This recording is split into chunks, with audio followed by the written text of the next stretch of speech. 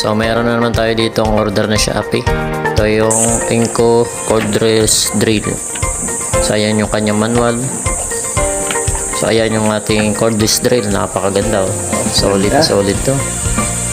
So ayan yung ating S12 na battery, Li Ion S12.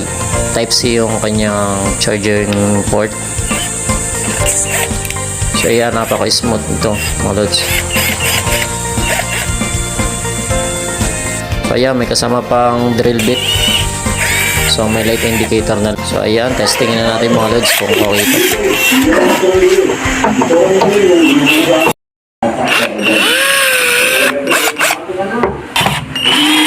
Ito pang DIY o kaya pang baklas ng mga screw, mga smooth lang.